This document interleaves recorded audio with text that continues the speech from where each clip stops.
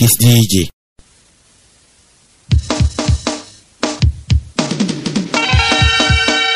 Cellulaire.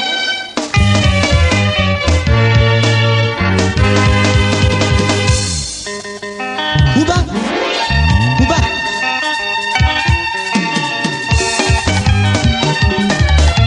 Allez, cellulaire. Invite-le à l'eau. L'eau, mais comment?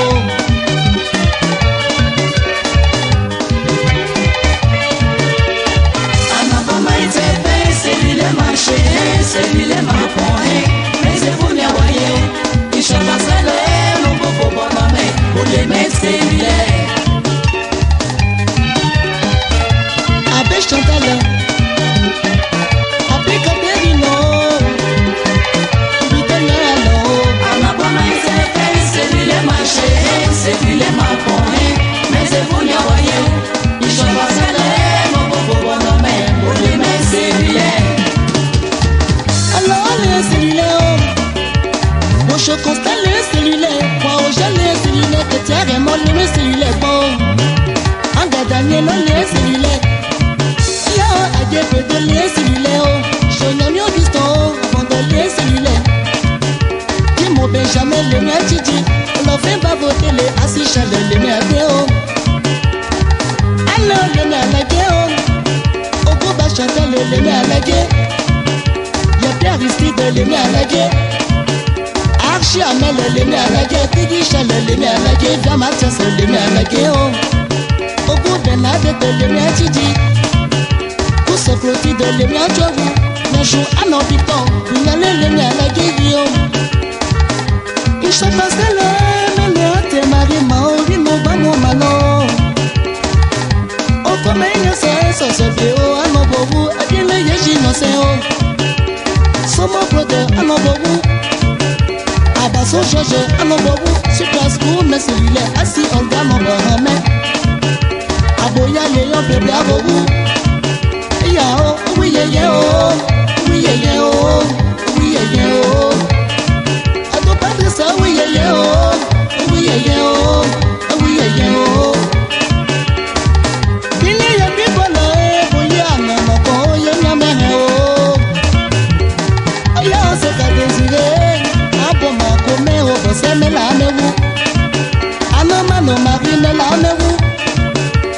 Ale ba o me la mewu, tumako me la mewu, ageli me la mewu. Abade ni nye ye boye o. Ya personnage mene o, ya po yvon, mene posie li na me o. Asi ya se pe me cellulaire. Asi Pélagie le me ayela. Et Georgie Beno, changer ça mon bonhomme. Souvent comme on nomme les beaux cellulaires. Haché François nomme les beaux cellulaires. Et que y'a pile Laurent nomme les beaux cellulaires. Alors les métiers du kéké. Ok Virginie les métiers du kéké. Ok Antoine les métiers du kéké. Un beau Pierre Marie les métiers du kéké. Alors les métiers du kéké. Les métiers du kéké. Oh, évite les cellulaires. Abo André, le téma afro-jeune au bobo. Ado Tanazel, les cellulaires. Paris le chéri à l'ona. Moussa Mazeli no bobo. Et pour cellulaire. Mon maman, mon cellulaire, bon, moi il est bon fond. Non, non, mon cellulaire. Et y'a un pâté, on aura non cellulaire, bon. A tout mal aimé, à Bépanda, non cellulaire, bon. Commissaire, y'a pas non cellulaire, bon. Mon simplement, depuis ce que j'ai vraiment bobo, les cellulaires. En abonnement, il s'est fait, cellulaire marché, cellulaire m'a pointé, mais c'est pour bien voyer. Il chante à cellulaire, mon bobo bonhomme, pour les mettre cellulaire.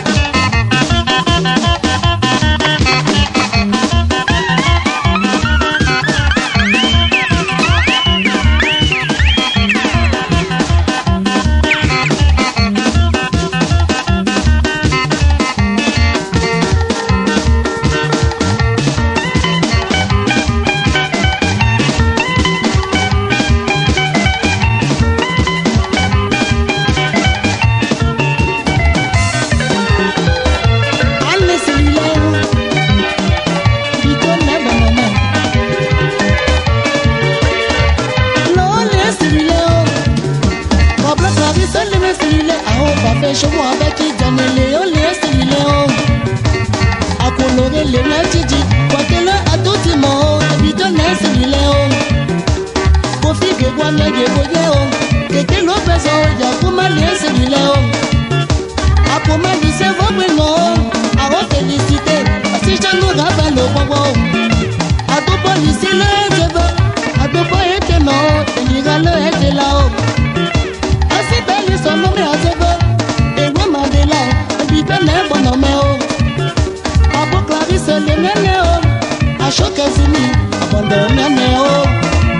Pour ce Joséphine, mais vous savez, à chez Bijou, et puis donne à Dénéo. André Jocelyne le nénéo, il y a un mari José, à voir chez le nénéo. Elle a la meilleure épouse, il chasse les stéréotypes. Et non la dernière c'est Rotiedi. Avec ses bébés, Tchétché là, à mon finet, Tchétché là. Maman parti sans Rotiedi. Pour la Honda Seka, alors Rotiedi. A tes petits dégazés, Rotiedi. A tes filles, y'a plus jeune, Rotiedi. A tes la dole, y'a bien le mien, y'a rien. A tes filles, ton micro, tes mains, mais cellulaire. Abe a fait non, mais cellulaire. Aba lui bena mais cellulaire. Aba Octave mais cellulaire. Yabo François mais cellulaire. C'est comme Manuel Tarapal mais cellulaire. Ah oui yé oh. Ndeko c'est là. Ah oui yé oh. Ah oui yé oh. Elle a dit ça quand. Ah oui yé oh. Oh et puis donne alors. Des choses lambert, des choses abattues les cellulaires. Wari fatié mon bras mon mère, c'est qu'à bêter, et puis donner un nom. A te chilo, mais comment, non, mais comment, chérie, mais comment. A Samuel, mais comment.